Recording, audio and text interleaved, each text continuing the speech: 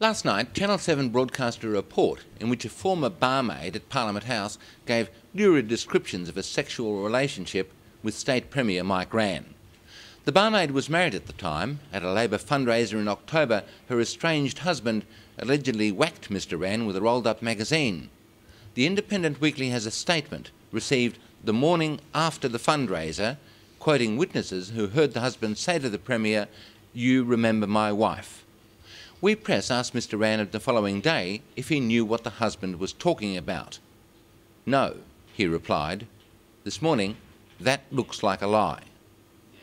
Mr Rann's media machine is now in overdrive. Some reporters reporting this story were guests at Mr Rann's wedding. You normally invite best friends to a wedding.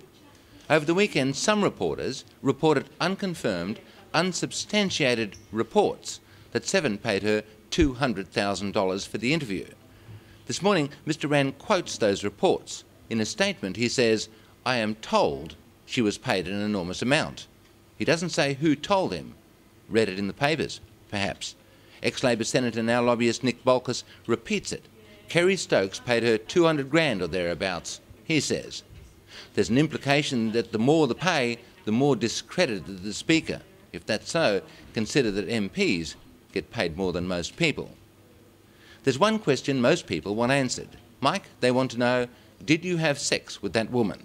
This morning, he did not deny it. Can he survive the scandal? Kevin Foley, whose job as Treasurer depends on Labor winning the next election, spoke in support.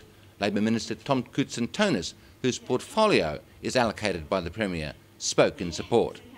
The Liberals said nothing. Silence is the Midas touch. You might have 1,000 reasons to get rid of Mike Rann. Labor nakedly getting into bed with developers who pay for the privilege. Labor's laws which can send people to jail on evidence less credible than we heard last night. Labor ministers standing in Parliament accusing people of criminal behaviour without a shred of evidence. Broken promises on the parklands, Cheltenham, social justice, work cover, political advertising, the misuse of public money, 1,000 reasons. But for his picadillos, we pay him to do a job. How he does that, that's the question. There are greater scandals in any government than sex on the desk, greater lies, and, dare it possibly be said, while everyone is sharpening the knife, as greater hypocrisy in the electorate as at Parliament over matters private.